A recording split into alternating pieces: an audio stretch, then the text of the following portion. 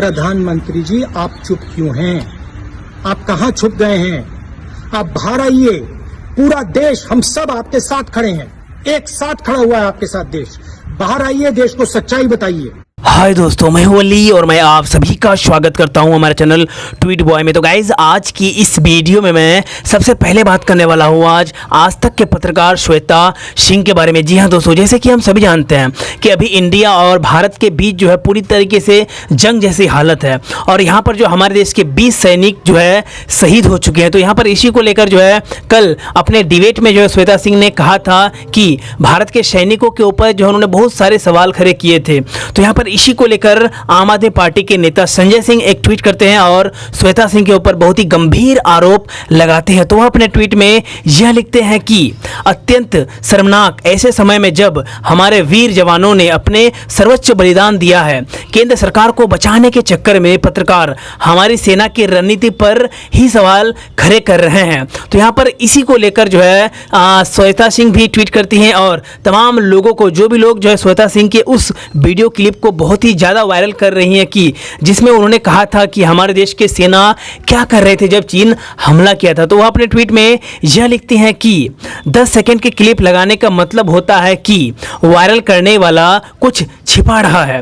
ना आप जैसे सो डर लगता है और ना ही मैं डरती हूँ। मालिक परंपरा से आप वीडियो बनाकर अपने मालिकों को खुश रखिए, हम तो बेवजह खुश रहने में ही खुश हैं। यानी यहाँ पर तमाम लोगों को श्वेता सिंह अपने ट्वीट के माध्यम से यह जवाब दे रही हैं कि मेरे पूरा वीडियो में से कुछ क्लिप को काटकर जो यह वायरल किया जा रहा है कि मैं जो है हमारे देश की सेना के ऊपर जो सवाल खड़ी कर रही हूं। तो गाइस, अगला ट्वीट है राहुल गांधी की तरफ से। जी हां दोस्तों, तो यहां पर जो है राहुल गांधी एक ट्वीट करते हैं और हमारे देश के प्राइम मिनिस्टर नरेंद्र मोदी के ऊपर कुछ गंभीर सवाल खड़े करते हैं। तो वह अपने ट्वीट में यह लिखते हैं कि why is the PM silent, why is hiding, enough is enough, we need to know what has happened, how dare China kill our soldiers, how dare take our land. यानी यहाँ पर जो है राहुल गांधी अपने ट्वीट के माध्यम से यह बताने की कोशिश कर रहे हैं कि आखिर हमारे देश की PM इतनी बड़ी घटना हो गई देश में और कहीं ना कहीं हमारे देश के 20 सोल्जर्स की,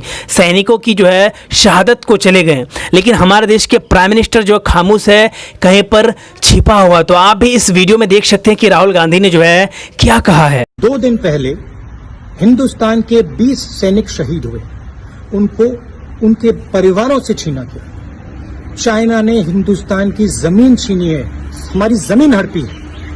प्रधानमंत्री जी, आप चुप क्यों हैं?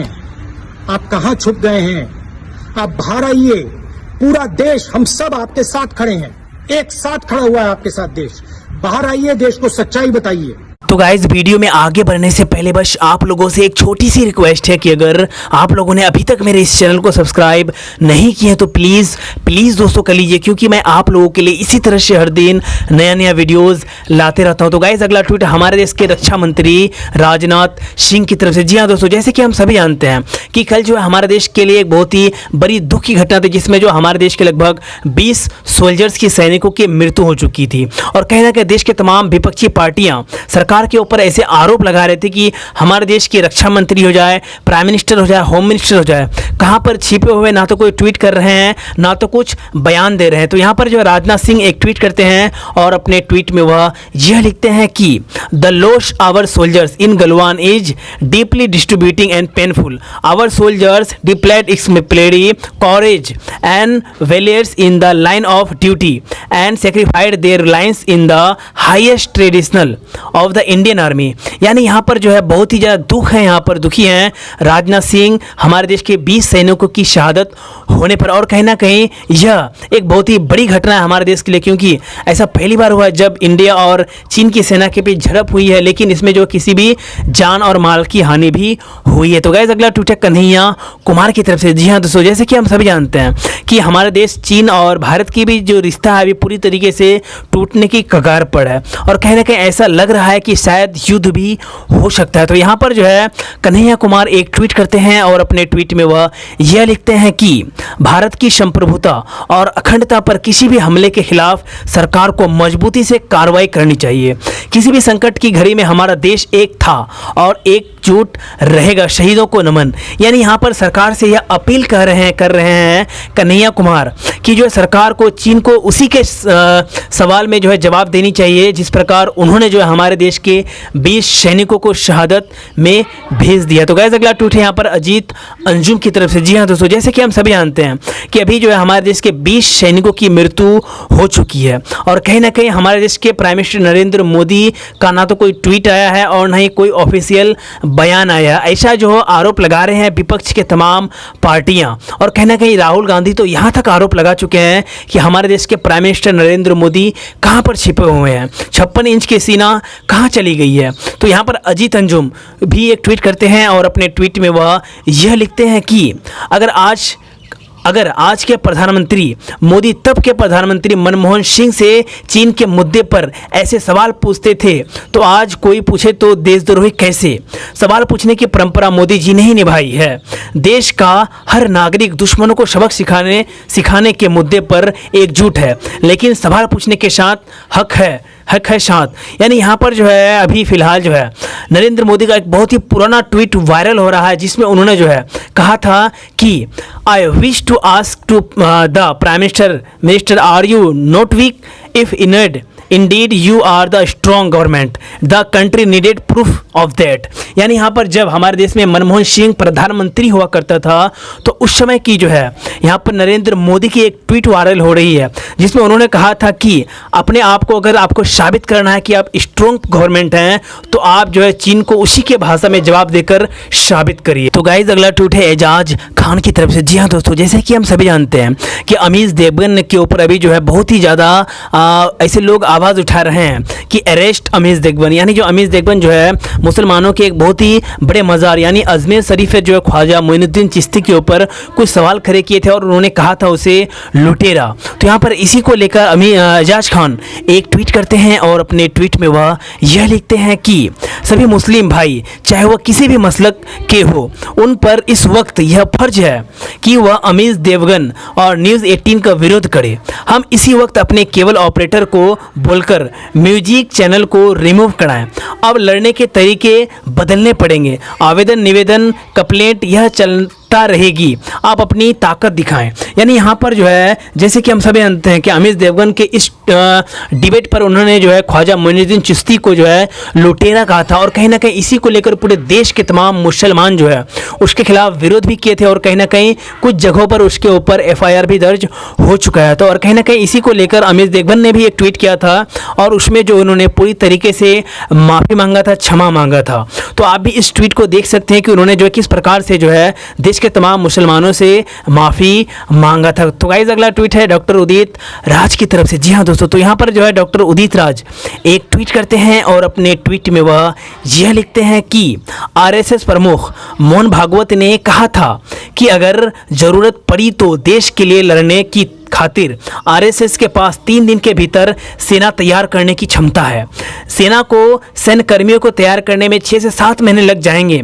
भागवत जी अब समय आ गया है, देर ना करें। यानी यहाँ पर जो डॉक्टर उदित राज RSS को ऐसे बोल रहे हैं और मोहन भागवत को भी ऐसे बोल रहे हैं कि इस वक्त जो है देश की हालत पूरी तरीके से बहुत ही कठिन दौर से गुजर रही है और कहीं ना कहीं आपने कहा था कि जो है अगर देश को ज़रूरत पड़े तो RSS जो है देश की सेना के साथ लड़ सकता है। तो यहाँ पर डॉक्टर उदित राज कह रहे हैं कि अब आपको देर नहीं करनी चाहिए, आपकी सेना को आपको देश के सीमाओं पर भेज देनी चाहिए, चीन के सीमाओं से सटते हुए। तो गाइस अगला ट्वीट है यहाँ पर रोहन गुप्ता की तरफ से। जी हाँ दोस्तों, तो यहाँ पर जो रोहन गुप्ता एक ट्वीट करते हैं और यहाँ पर जो है संबित पात्रा के ऊपर कुछ सवाल खड़े करते हैं। तो वह अपने ट्वीट में यह लिखते हैं कि इनके प्रवक्ताओं ना कोविड-19 का मतलब मालूम ना, रक्षा मंत्री और श्रम मंत्री का नाम, इसके लिए भी मीडिया का सहारा लेना पड़ता है। ऐसी पार्टी कैसे देश को बचा सकती है। यानी यहाँ पर जो है यहाँ पर संबित पात्रा ने जो है आज तक में जो है एक डिबेट आया था जिसमें उन्होंने जो है हमारे देश के रक्षा मंत्री राजनाथ सिंह को गृह मंत्री कह दिया था। तो यहाँ पर इसी को लेकर रोहन गुप्ता ने उसकी मजाक उड़ाई थी। तो यहाँ पर जो है फिर संबित पात्रा का भी एक ट्वीट आता है और अपने ट्वीट में यह लिखते हैं कि हाँ सारे कांग्रेसियों ने के लिए आज का सबसे महत्वपूर्ण महत्वपूर्ण विषय है कि मैंने गलती से रक्षा मंत्री को गृह मंत्री बोल दिया। ओहो, कितना बड़ा घोटाला कर दिया मैंने। इसलिए तो मैं कहता हूँ 200 सालों तक कांग्रेस चुनाव नहीं जीतने वाली, कोई मुद्दा ही नहीं है इसके पास अटैक करने को। तो गाइस अगला ट्वीट है यहाँ पर प्रशांत कनौजिया की तरफ से। जी हाँ दोस्तों, तो यहाँ पर प्रशांत कनौजिया एक ट्वीट करते हैं और अपने ट्वीट में वह यह लिखते हैं कि भाई हम लोग चाइनीज़ एजेंट या पाकिस्तान एजेंट हैं या नेपाल के एजेंट हैं, कोई एक फिक्स कर लो। यानी यहाँ पर जो है प्रशांत कनौजिया अपने ट्वीट के माध्यम से यह बताने की कोशिश कर रहे हैं कि हम लोग क्या है, कि हम लोग पाकिस्तान के एजेंट हैं, चाइना के एजेंट हैं या फिर नेपाल के एजेंट हैं। क्योंकि हम लोग जो है सत्ता से सवाल कर रहे हैं, हम लोग जो है देश के ऊपर सवाल कर रहे हैं और कहीं ना कहीं हम लोगों को जो है बीजेपी के तमाम नेता कोई ना कोई एजेंट जरूर बुलाएगा। तो यहाँ पर ऐसा कहना है प्रशांत कनौजिया का। तो गाइस अगला ट्वीट है हमारे देश के बेहतरीन प्रोड्यूसर और डायरेक्टर अनुराग कश्यप की तरफ से। जी हाँ दोस्तों, तो यहाँ पर अनुराग कश्यप एक ट्वीट करते हैं और अपने ट्वीट में वह यह लिखते हैं कि आखिर कब तक देशद्रोही हो जाएंगे और एक ही देशभक्त बचेगा, वो जो गुफा में बैठा होगा हिटलर की तरह।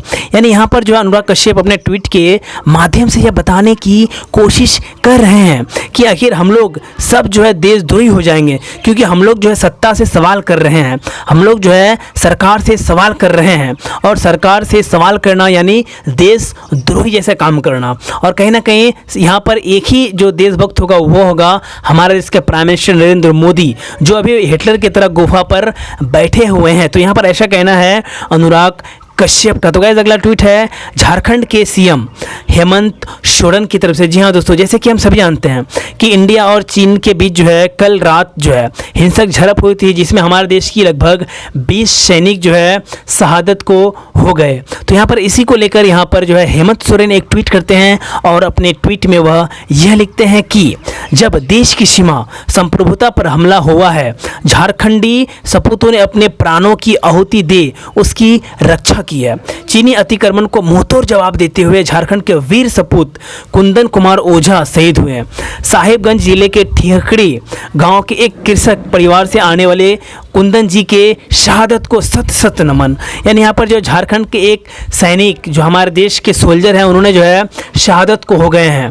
तो यहाँ पर इसी को लेकर वह बहुत ही ज़्यादा दुख है यहाँ पर हेमंत सोरेन, और कहीं ना कहीं ऐसा कह रहे हैं कि देश में अगर कभी भी संकट आया है तो झारखंड के तमाम सैनिक, झारखंड के तमाम युवक जो है अपने जान की बाजी हमेशा के लिए खेल चुका है। तो गाइस अगला ट्वीट है अलका लांबा की तरफ से। जी हाँ दोस्तों, तो यहाँ पर अलका लांबा एक ट्वीट करती हैं और ट्वीट के माध्यम से जो है हमारे देश के प्राइम मिनिस्टर नरेंद्र मोदी के ऊपर कुछ गंभीर सवाल खड़े कर रहे हैं। तो वह अपने ट्वीट में यह लिखती हैं कि जब लोग अभी तक प्रधानमंत्री के ट्वीट का इंतजार कर रहे थे, उन्होंने 3 जवानों के शहीद होने पर कुछ क्यों नहीं कहा।